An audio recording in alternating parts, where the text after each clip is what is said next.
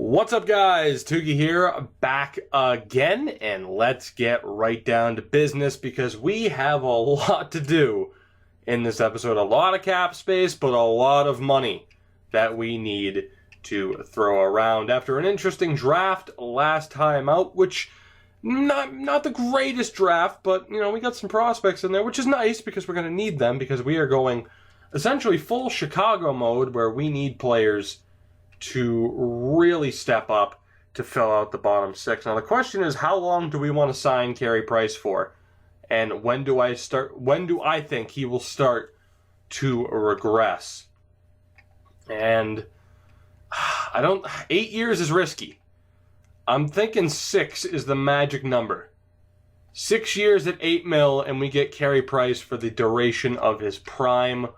We will attempt to go with that. Brian Elliott, do we want to sign him is the question. And I think we'll wait for the moment. Madison Bowey needs his first NHL deal. He is looking to get paid, but we are going to look to sign him to a bridge deal for the moment, and we'll give him that big contract next time out if he proves that he deserves it. Colby Roback can be let go. Who else do we have? Nobody else. Only Madison Bowey defensively. Are we sure? Wow, only Madison Bowey defensively. Okay. Right wings, Sam Gagner. How did he really do in the past few seasons here? Only 25 points. Only 25 points last year. I'm sorry, but we got to let go of him. That's not good enough. I know he was a third liner. We're also going to let go of Teemu Pulkkinen and Craig Cunningham, who I forgot that we have signed. And I almost want to keep him because, in the future, he's not going to be in these games. We are going to let him go. But, Jesus, I don't know if you guys saw the article on that story. God, I can't remember. Was it ESPN, TSN? I think, what was it, Greg Custance, I think it is.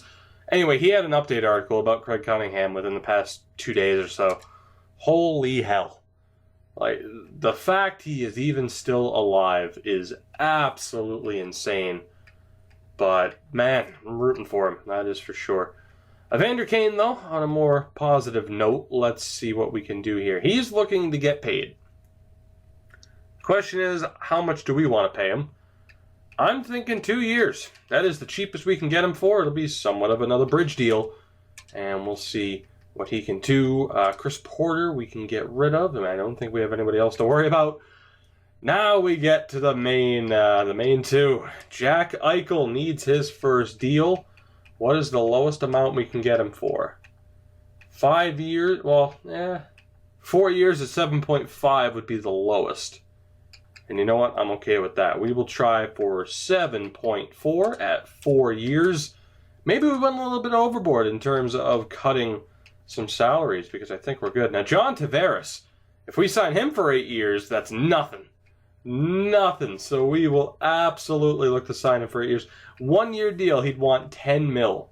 Like, that's the thing. I don't really plan on trading him. I'm fine with keeping him and Eichel together. So I'm more than content to do this. And even if we sign him for 8 years, his value shouldn't drop by that much. We also have Zibanejad, though. So the question is, who do we have as our third line center? And it might end up being Michael Dal Colle this year. It's tough to tell. First, let's get rid of Josh Joris. We'll actually re-sign Lucas Sedlak. That's not a terrible idea. We'll see if we can get him for 1 year. Glenn Gaudin needs a contract. We'll look to bring him aboard. Is that it? Yes, it is. So Vermette and Bozak, do we want to bring them back? Now, Tyler Bozak is, of course, a third-line guy. Not a very good season. A ton of injuries that he has had to deal with. Antoine Vermette also listed as a third-line guy, and still the point totals haven't been great. So I'm going to let go of Vermette. Just the question is, do I want to sign Tyler Bozak?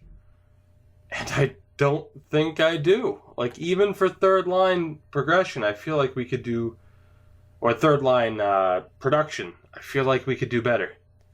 I feel like we could do better. So we're going to let him go to the free agent market, and we will see if he is still around. And if he is, maybe we'll bring him back. But let's take a look here and see who has re-signed. Hopefully, nobody's declined. Sedlak has returned. Madison Bowie, Carey Price, Eichel, Evander Kane, Gaudin, Tavares. That is basically everybody.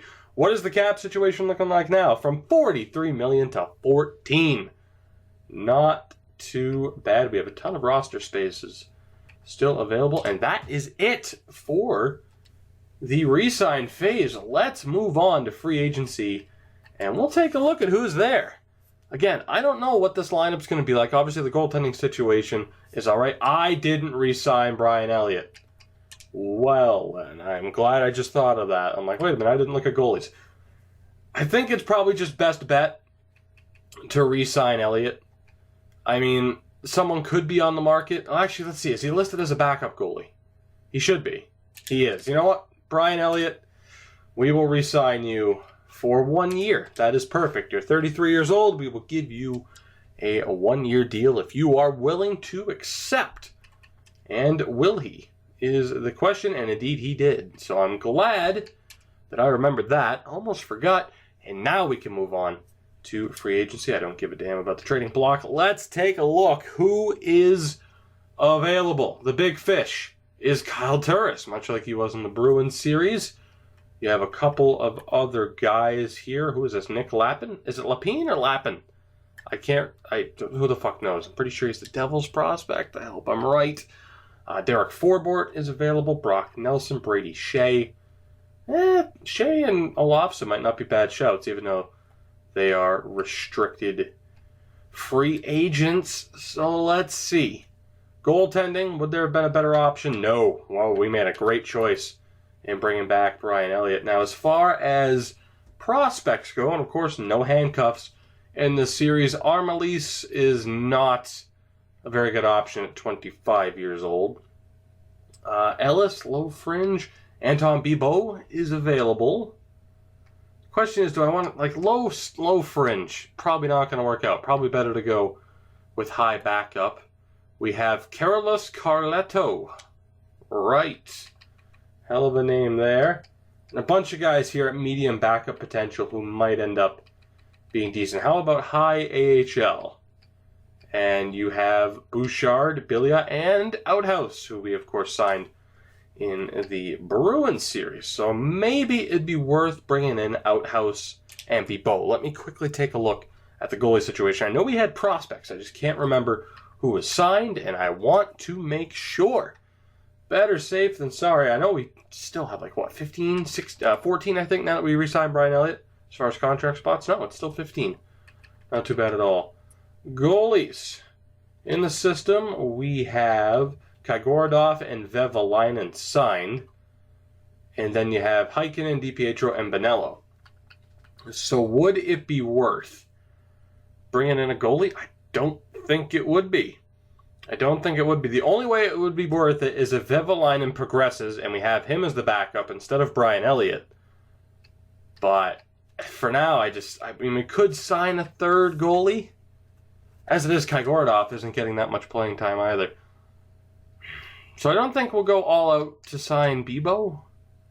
I don't know. Let's take a look. I don't know. I mean, I want to get as many assets as I can into this team so we can make some trades here and there. You never know. But I don't want to just sign everybody and then just be like, oh, wow, that was easy. But let's see. Bibeau is listed as a minor league starter. So we will avoid Anton Bibeau, but we will look to bring in Outhouse again. And he will be the third string goalie. Hopefully, I probably should have given him more money, but that's okay. Defense, we can finally look at the defensive prospects. This was a big, excuse me. Whew, my voice almost gave out, on a massive level. Goddamn. Now this was the big point for the Bruins, I believe, where we were able to get Chalowski and the likes.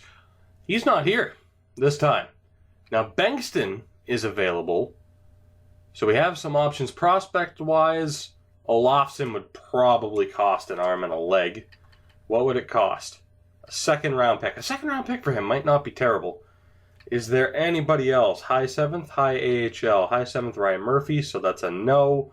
High AHL potential, that's also a no. So defense, it's not looking too good.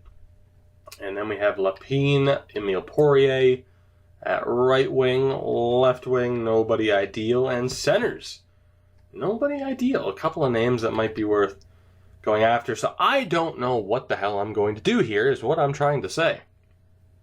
So guys, here is the deal. We have signed a couple of players, prospects that we had. Lane, Niemi, Simpson, and Nolan Keane on defense. As well, we are aiming to sign some players. As you can see, we're going to aim to get Lappin, Bozak, Lucas Bengtsson on defense, Cristobal Nieves, Letestu, Gordon, Stoll, Strachan, and Billings would be for the AHL. No goalies aside from Outhouse. He was the only one that we're going to go for. So we will see who signs. We're going to be very tight to the cap if we get those forwards that we are looking for. I expect at least one or two to decline our offer. Outhouse has signed, and we haven't heard from anybody else. Lucas Bengtsson is here, which is perfect, because now our defense is shaping up to be Sergachev, Adam Larson, Jacob Larson, Madison Powie,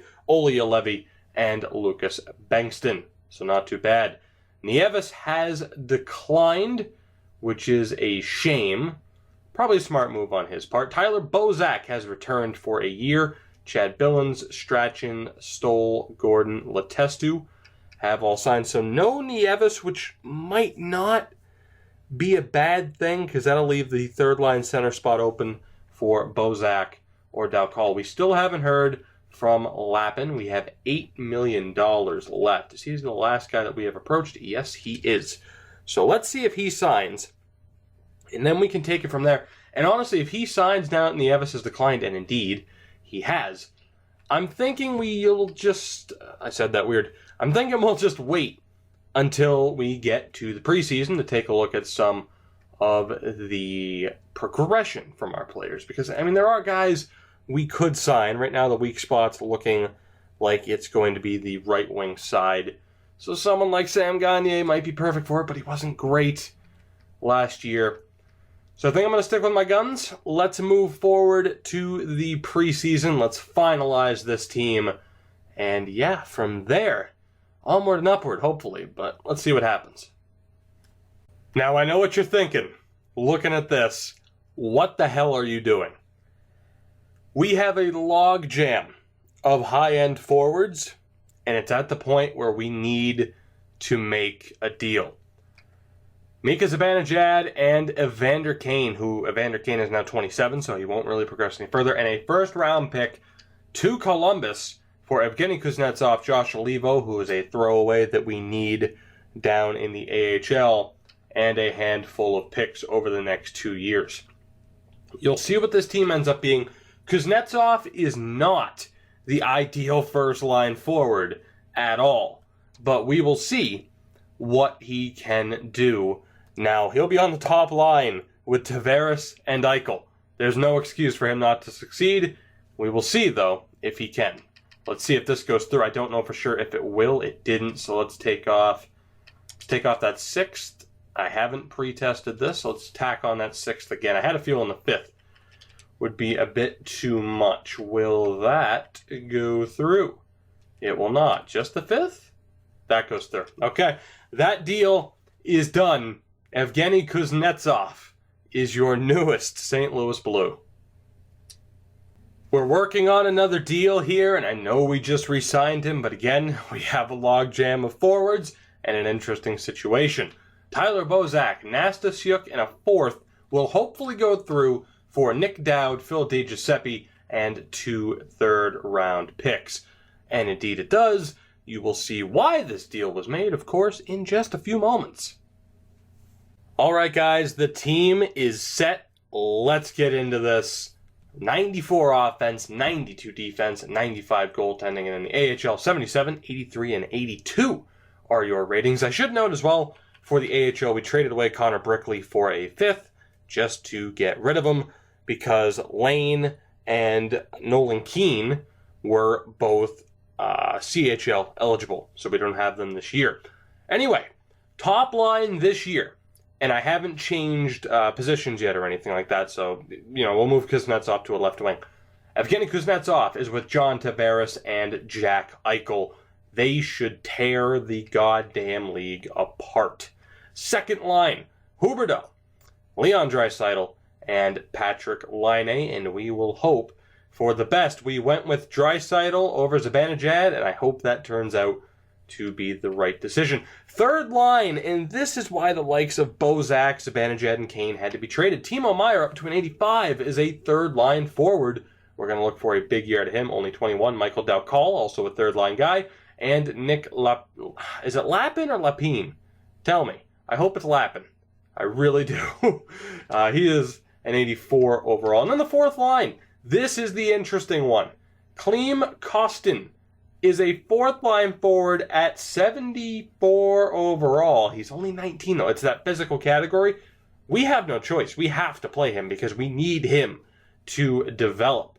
So originally that spot was probably going to go to Nastasiuk, but it goes to him instead. And that's why we got Dowd and Phil DeGiuseppe, players who also have that same role. So the line has changed because of these three guys right here and Klim Kostin. Defensively, it's looking great, but it's not looking amazing like I was hoping. You have Mikhail Sergachev, still only 20, at an 87. He is with Adam Larson, who's down to an 89. Hopefully he can bounce back up towards a 91. Jacob Larson's at an 84. He will play with Madison Bowie, who's at an 86. Olli Juolevi, he was an 83. He dropped down to an 82 after trading away some people. He is with Lucas Bengtsson, an 84, who has just, in both sims, with this one and the Bruins, has just completely teared up the NHL, or the AHL, I should say, and hopefully he can do the same thing for us. Goaltending, of course, Carey Price is with Brian Elliott. Can this team win a cup? I'd like to think so, but you never know. You never know.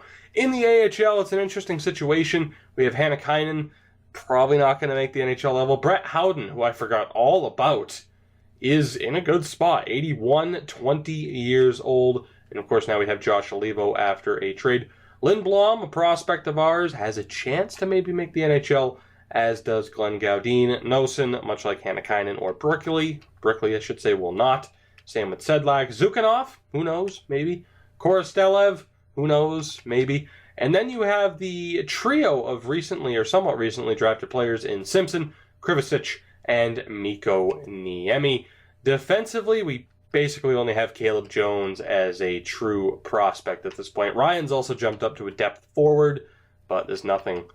We could try to get something for him, but it's not really worth it. We might as well keep him there. Vevalainen's up to an 80, still a minor league starting goalie, so it's a good thing we didn't bank on him progressing. Kai Gordov, of course, is a 74, and Outhouse is the third string goalie. That is the team heading in to this year. Whether or not they can get it done remains to be seen, but we will find out in the next episode. As always, guys, I hope you did enjoy. If you did, make sure to hit that like button to help support me and my channel. Subscribe if you haven't already to continue following this series and others, and I will see you all in the next one.